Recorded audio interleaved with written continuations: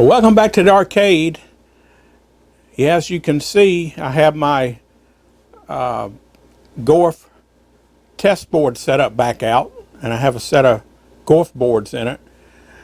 And the boards are working fine. I haven't had any more problems with Gorf, but a few things came up, and I decided to go ahead and do a little more work to the cage here to kind of make it one complete unit. So that's what I've kind of done here. I went ahead and mounted to the side of the card cage here the RGB card, which converts the composite or the component video to RGB video, and then that goes to this little board right here, which converts the RGB into composite out, and the composite out runs directly into my little DVD player, which I have on line in. And I also got the audio cables for channel 1 and channel 2 hooked up to the stereo. It's not stereo, but one channel has like the voice and some sound effects, and the other is sound effects. And of course, they're hooked up through this connector right here. And on the other side here, I went ahead and mounted power supply to the side of the cage. So my test rig is now one complete unit. So I don't have to worry about all these extra boards and everything just laying around so they'll short out or anything. So now the next time I have a board that I need to work on, I'll have my test rig all set up.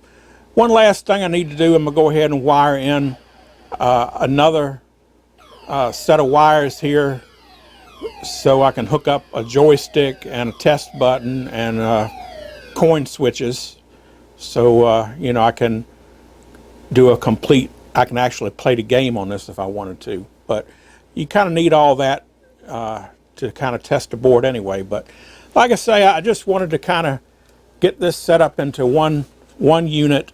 Didn't take long to do, and it all worked out pretty good, so I'm happy with that.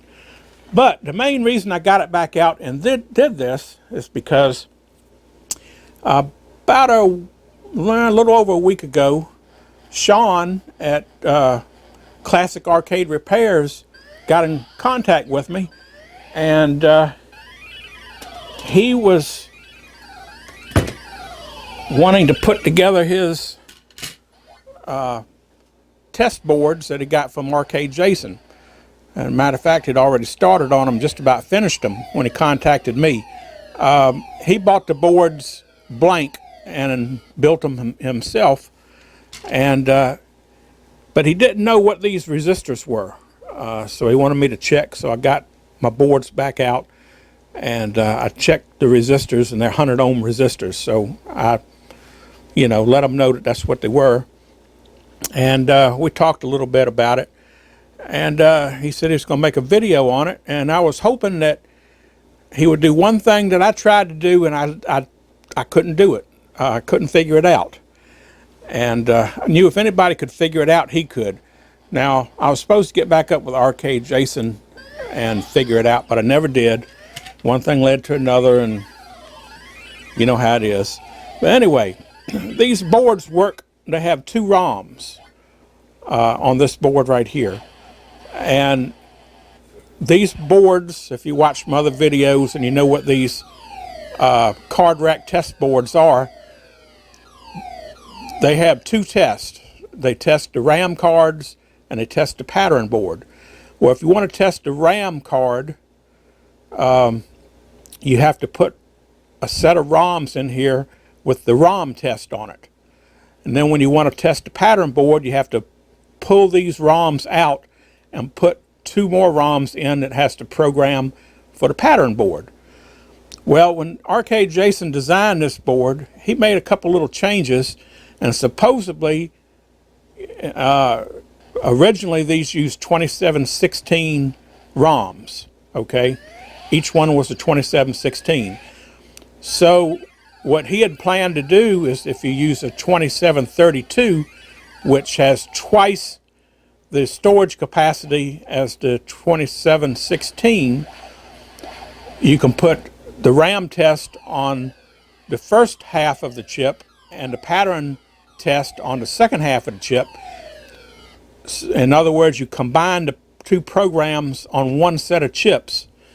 And he added this little pull-up resistor right here. And on the back, he added these two little pads here. These two little pads, if you put a switch across them, that's how you switch between the lower half of the ROM and the upper half of the ROM. Well, I tried it and I couldn't get the thing to work. So what I had to do is I had to set it up like the original boards were. And so I had to add these jumpers in right here. And the only reason I had to add these jumpers because I was using 2732 ROMs for each test. And I would, because you use 2732, you had to burn the same test twice on the chip to fill up the chip so it would work. And that's why I had to add these two jumpers here. The original boards actually had these on the board. They were actual traces on the board. Arcade Jason left them off because, like I say, he was planning on using the combo ROM and adding a switch so you could switch between the programs. Okay, sounds simple, and to me, you know, I'd never done that before, but the concept seemed simple enough. But I tried and tried and tried, and I couldn't get it to work. So I just set the boards up to where I burnt two sets of ROMs, and, you know, to switch between the tests, all you had to do was just change the ROMs. Okay, well, about a week ago, when Sean built his boards, he decided that he was going to do the combo thing and add a switch, and he was going to figure it out. Well, he figured it out, and come find out, when Jason made the board, he made a little error. He got pin 4 and the corresponding pin on the other side, which is, let's see, 21, I think. Pin 21 or pin 4 and 21 line up together. So he just got them reversed. And he added the trace to pin 4 to the pull-up resistor instead of adding it to pin 21. I think it's 21. 24, 23, 22, yeah, 21, the fourth one down on this side. So that was the problem the whole time.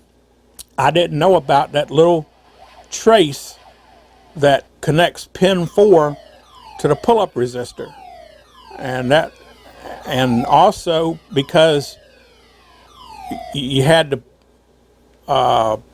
put pin 21 to the pull-up resistor, I'm going to have to add a little jumper on the back side.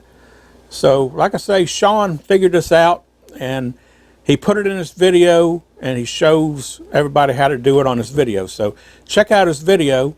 I'll try to put a link up top here so you can go check it out.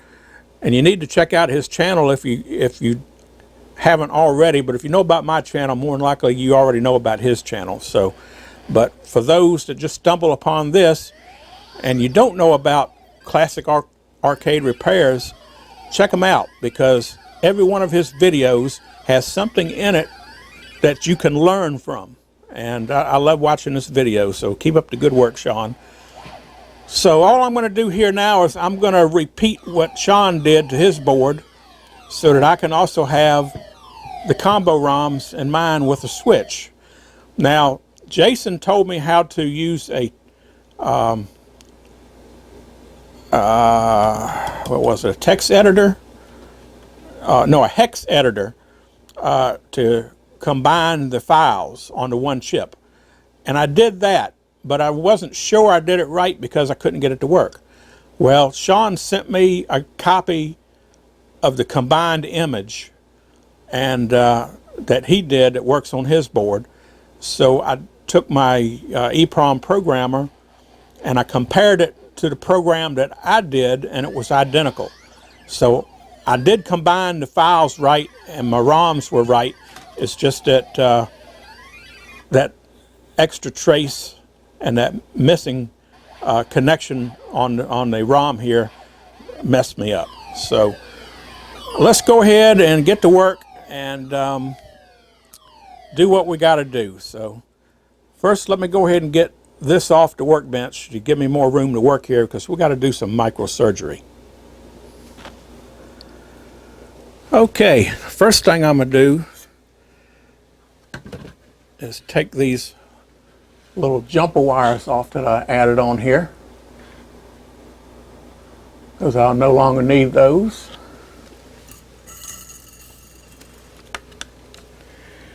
So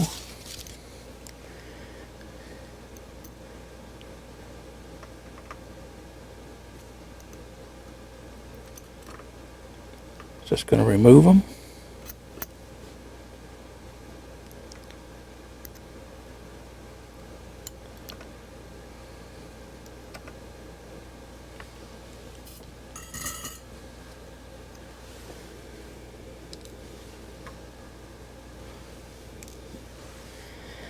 Okay, now I need to add a jumper wire here, and I already put a little pin mark here from this resistor to here. But before I do that, I need to go ahead and desolder this, because we got to cut that jumper wire that's on the back side of the board. So let me go ahead and desolder that.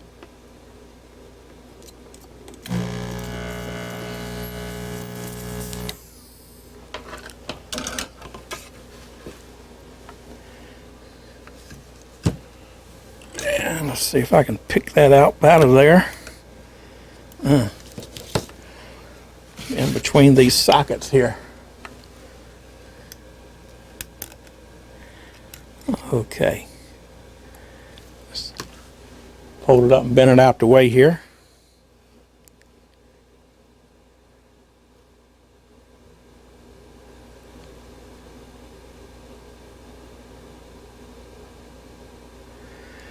That little trace is a little booger. All right, let me see if I can get my micro camera lens on that and show you what that is. Okay, that's a little bit better. You see where the round through hole, and it's got that little piece that connects the through hole to that trace. That's what we got to sever. We got to cut that little piece out so that that trace isn't connected to that through hole. Okay? So how are we going to do that?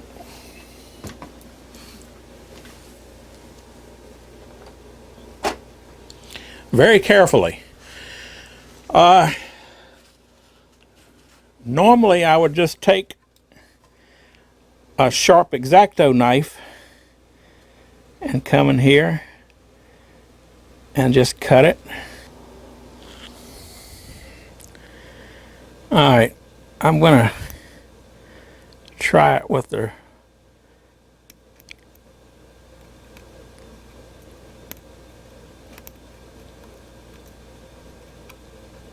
I don't know.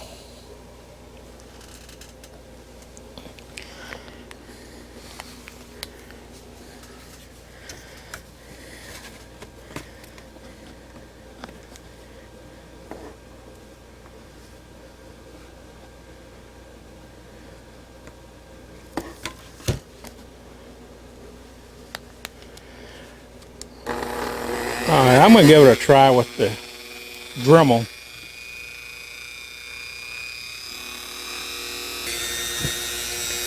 Let's whittle away a little more.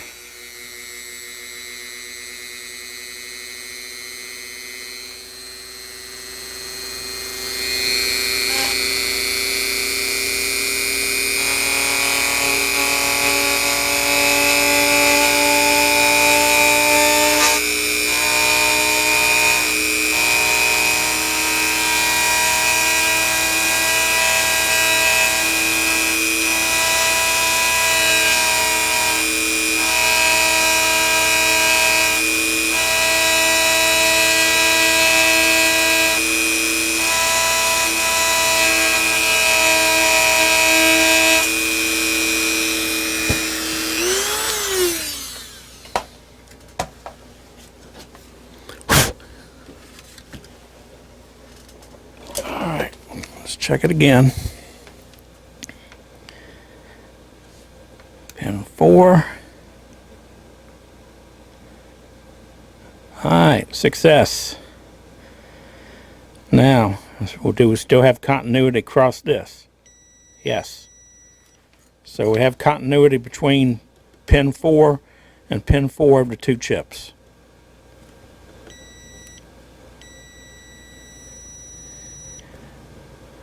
But we don't have continuity on the through hole.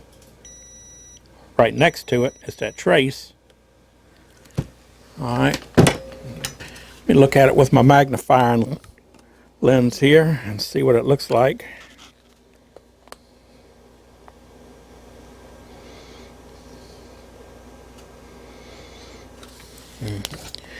That's pretty ugly.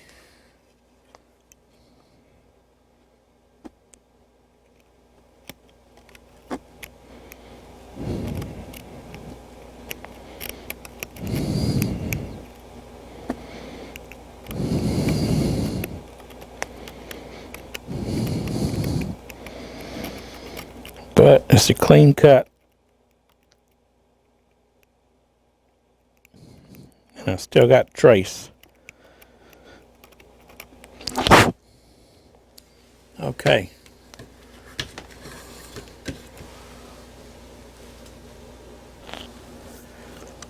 Okay. Now if I can get this resistor back in place here.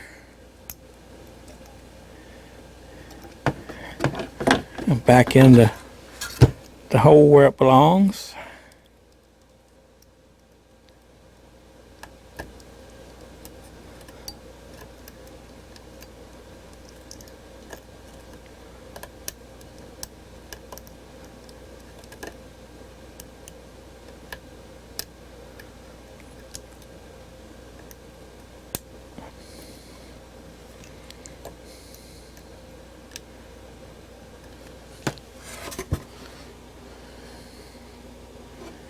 Okay.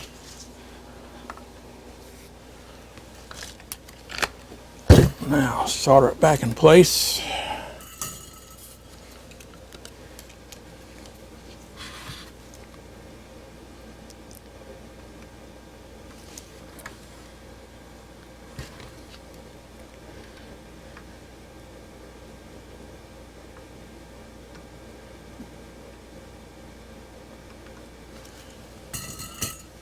Okay.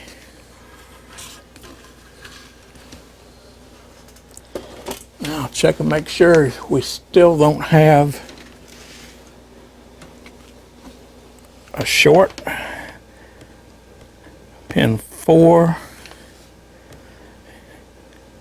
4. Okay, we got it there. And no connection to the pull-up resistor now. So one down, one to go. All right. Next, got to make that little jumper between pin, let's see, 12, 13, 14, 15, 16, 17, 18, 19, 20, 21, between 21 and the pull-up resistor. Okay. So what I did, I cut off a little piece of wire here. It's got a little piece of insulation on it.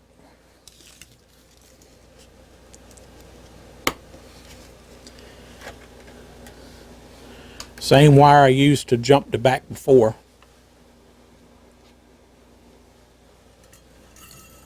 So I'm going to tin the wire.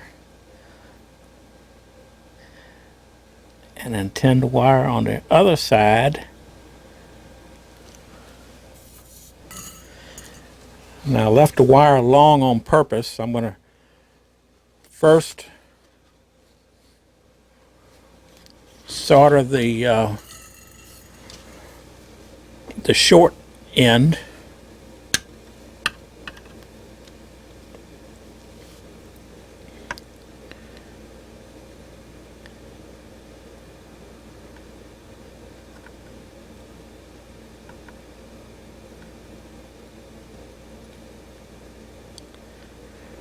Okay.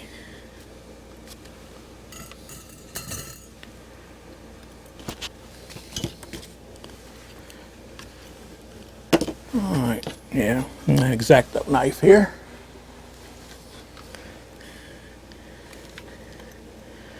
Then I'm going to bend it down.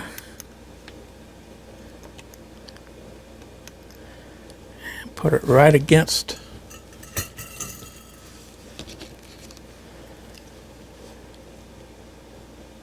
the pull-up resistor that we just soldered.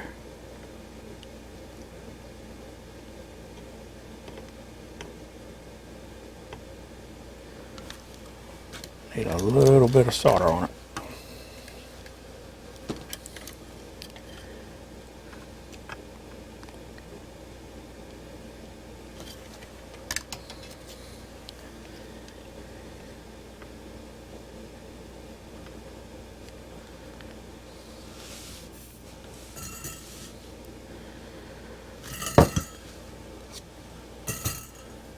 Alright, now I'm just going to take my X-Acto knife, cut the excess off.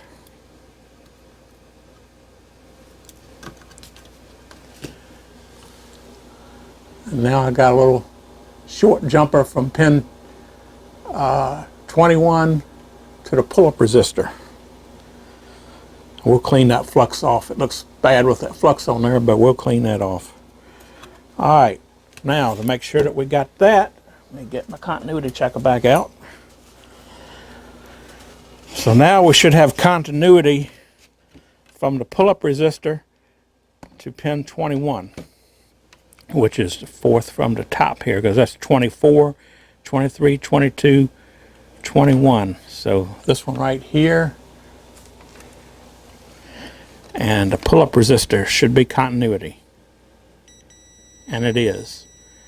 We should also have continuity on the fourth one down on this one. Okay, that's all done. Now, one more thing to do. A switch.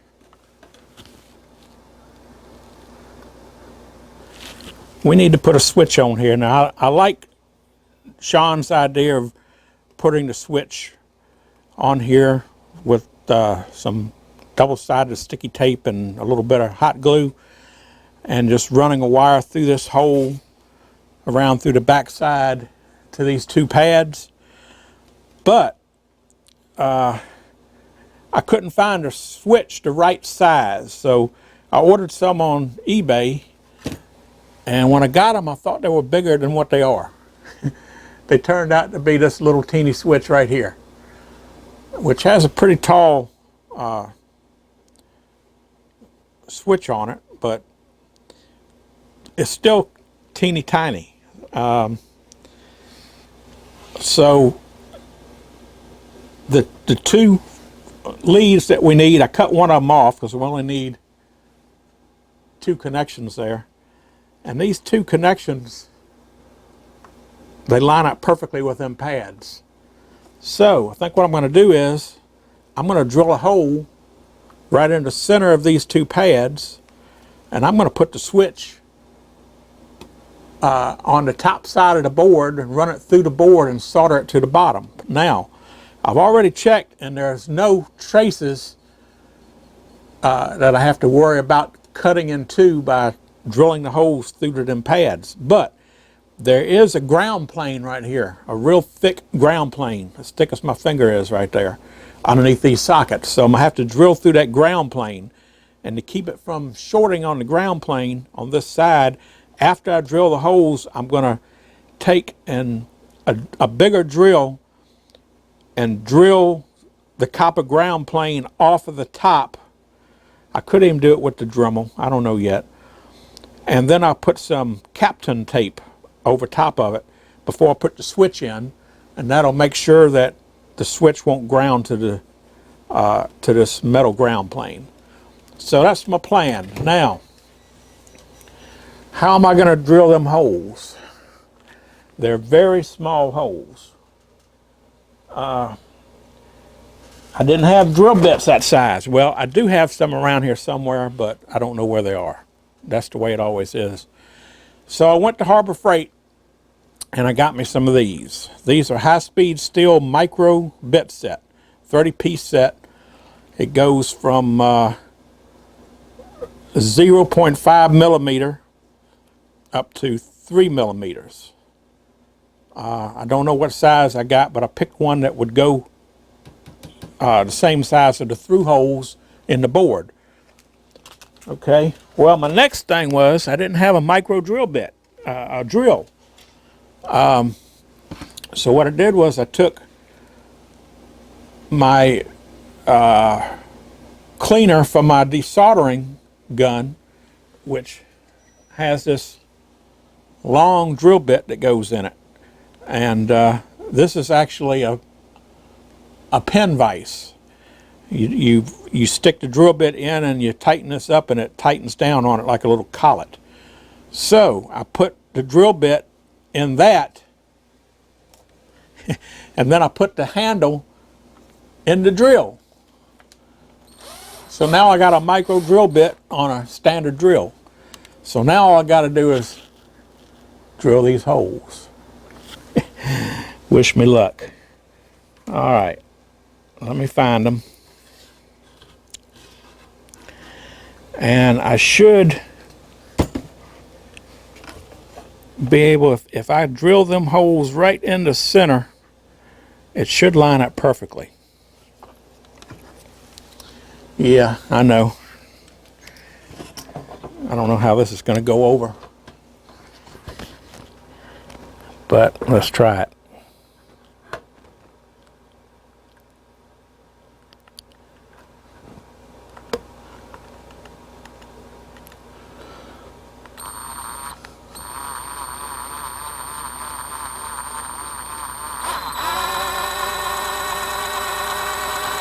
Ooh, that's wobbly. I want to get my finger out of the way on the back side. I don't want to drill a hole in my finger. That was smart.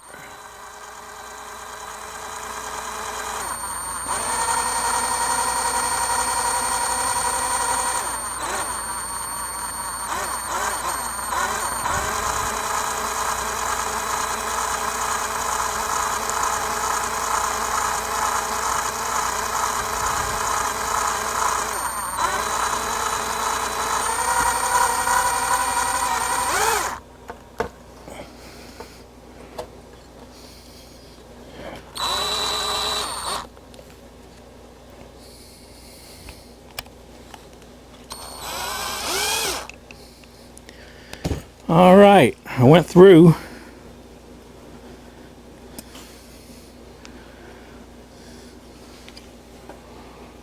All right, looks pretty good. I just got to do it again.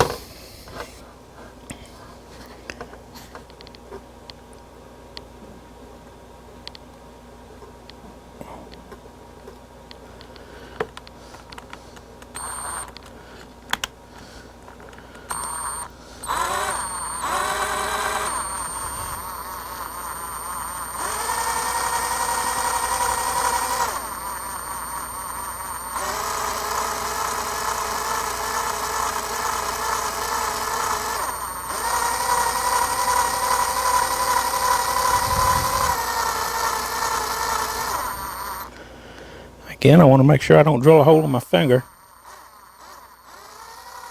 because that smarts. Ah, I broke the drill bit. All right, don't fret, I got another one. Let me make sure I got this hole right. Yeah, the hole's going to line up. All right, let me change this drill bit. I'll be right back. Okay, got a new drill bit. I think the problem is this pen vise here is made for hand, and it's not centered. When they made it, it's a little off center, so I just have to make do with it. Okay, we can do it.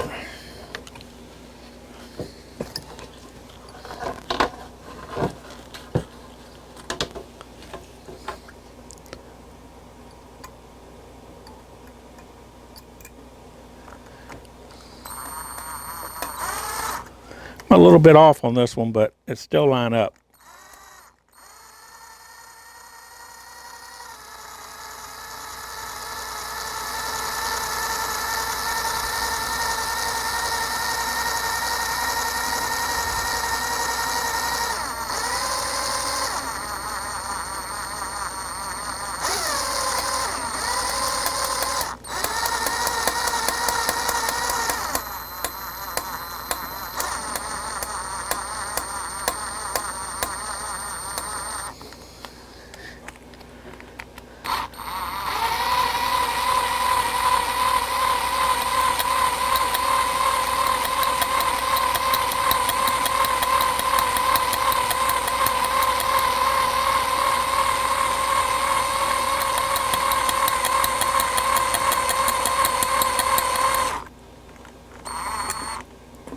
Boy.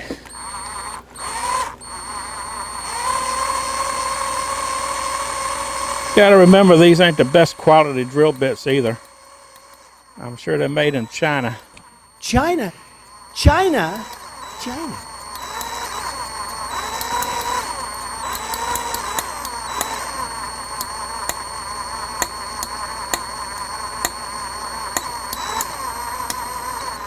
Whoa.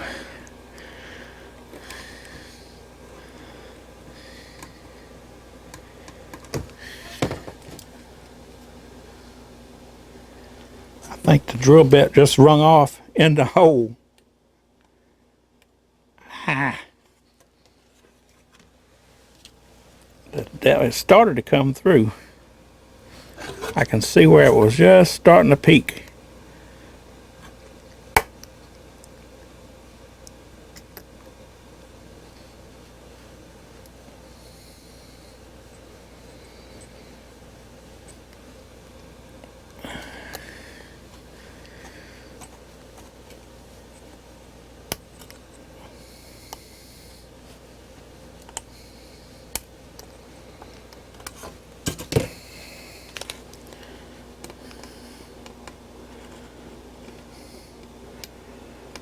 All right, let me take a close look at this and see what's going on. Okay, I finally got the holes drilled. I was successful. And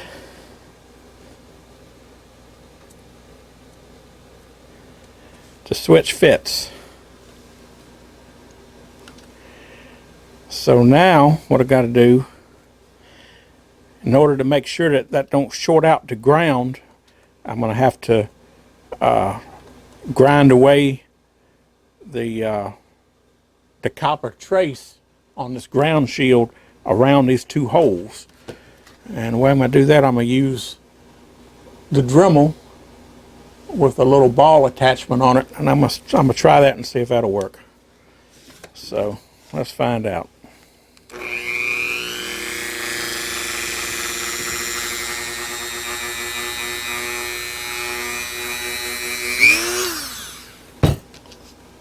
Let me get it in shot here.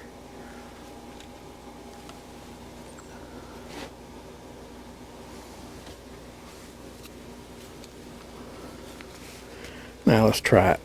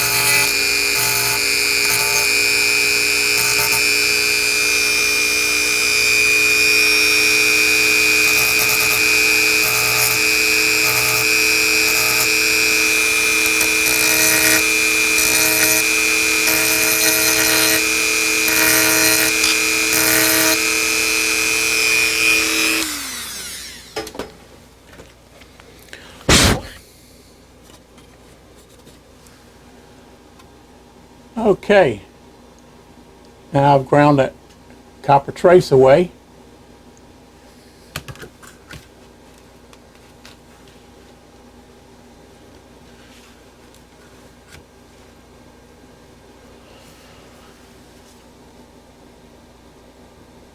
Now I'm going to put some Captain tape. This tape is used for primarily to insulate battery leads on lithium-ion batteries. That's what I actually bought this for. It can also be used to any place you want to wave solder a board, an electronic board, like if these fingers right here are gold plated and you got to wave solder the board, you can take and put this tape and cover up these fingers so that when you put it through the wave solder machine, the solder won't be able to penetrate to get to this. This tape is like, will withstand like 500 degrees. So it's and it's tough. It's some type of polymer. So anyway,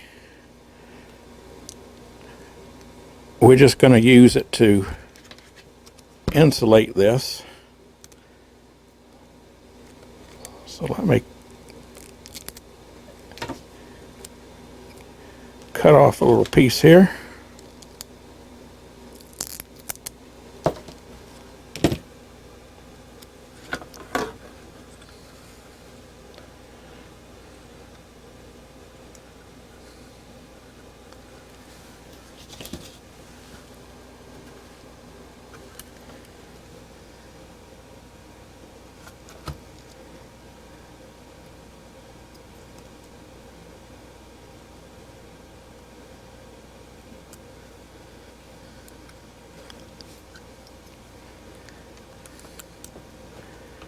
Try to get it on here evenly.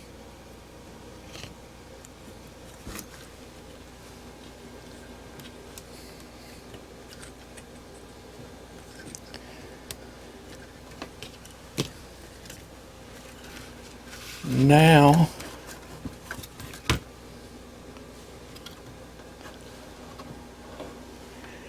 should be able to take the switch and just poke 2 holes in the tape.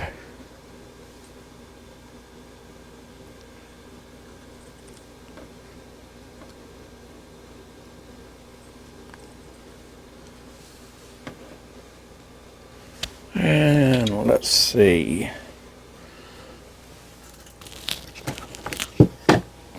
Get my sponge. See if that's going to hold it in place.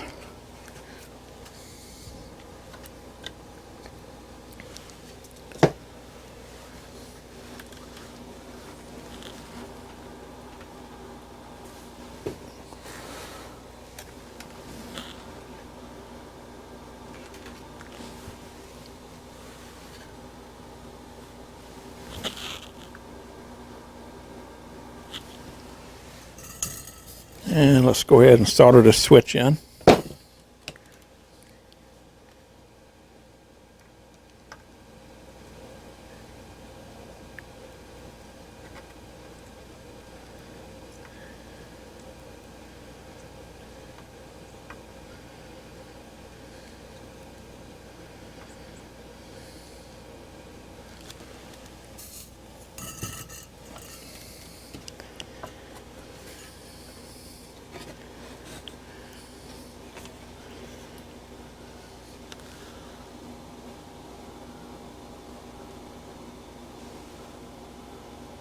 There we have it. That's our switch.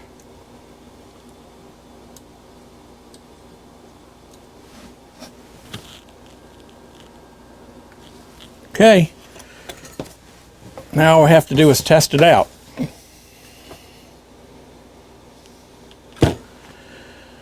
So, let me get my ROMs. And what I'm going to do first is I'm going to put the set of combo ROMs in that I burnt originally. and we're going to see if they work.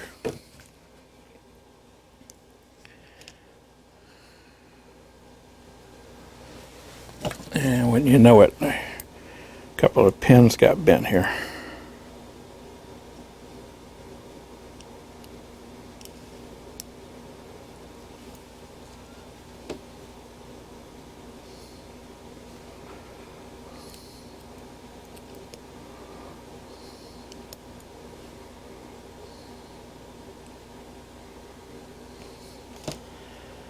All right.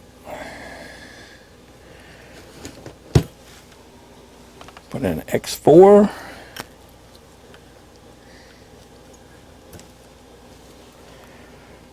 And X5. Well, got a leg bent.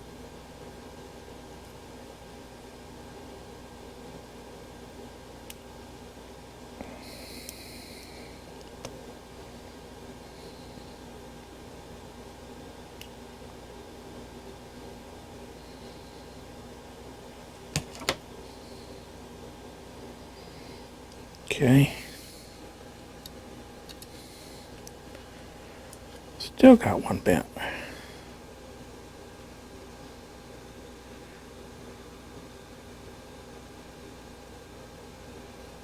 All right.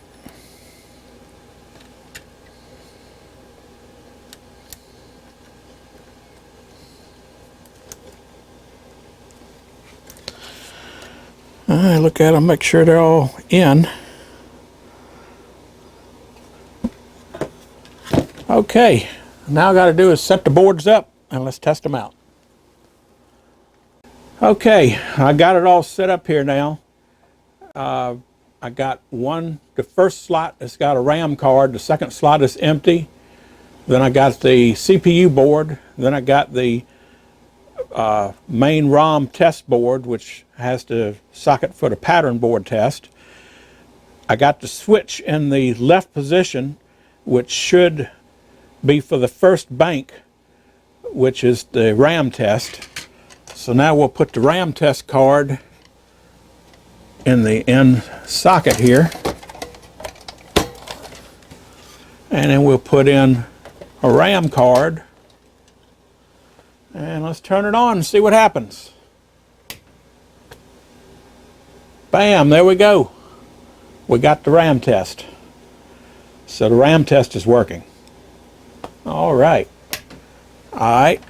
So now let's take this out. Take the RAM test card out. All right, let's flip the switch to the right,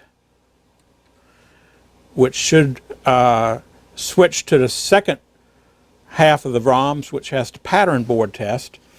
Pattern board test, we need both RAM cards in. If memory serves me right, I think that's the way it is.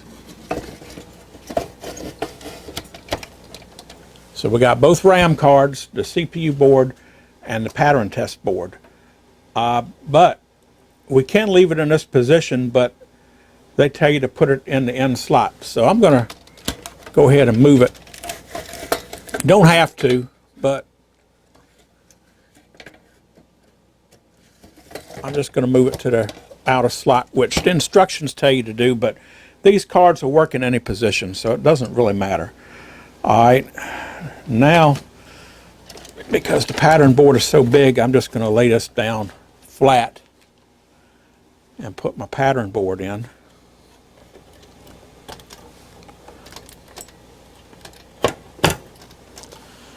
All right, let's turn it on and see what it says.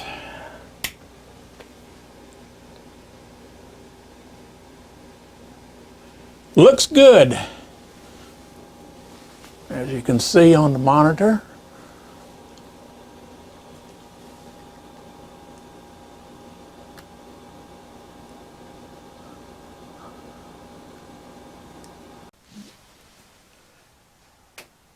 Well, it's only one more thing left to do. Let me cut it off here and remove the pattern board.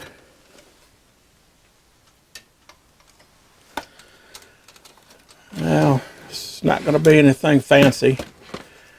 But I'm going to put a little label on there.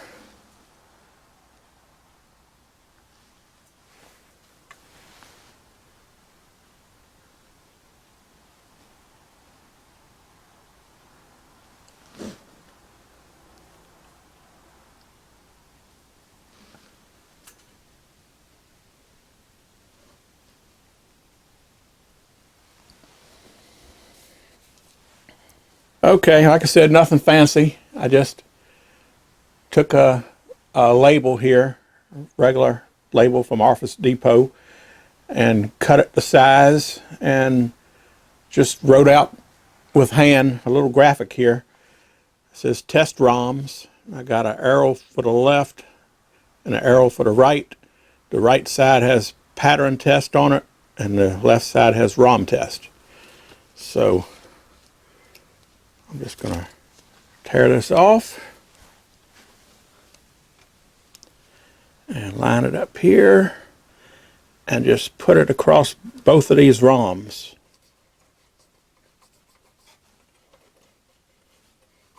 Probably didn't have to make it so big, but that's okay. Because supposedly I won't have to take these ROMs back out now that we have a combo ROM and we can switch between the two tests with the test switch. So that completes the process.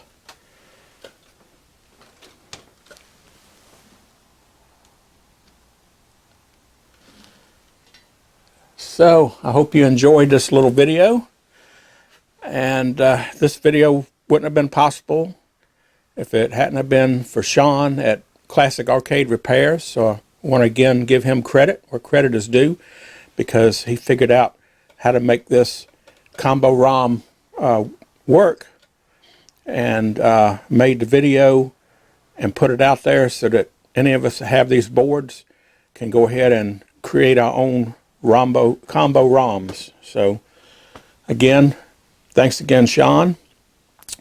And with that, I'm going to end the video. This has just been another arcade fix. Have you had your arcade fix today?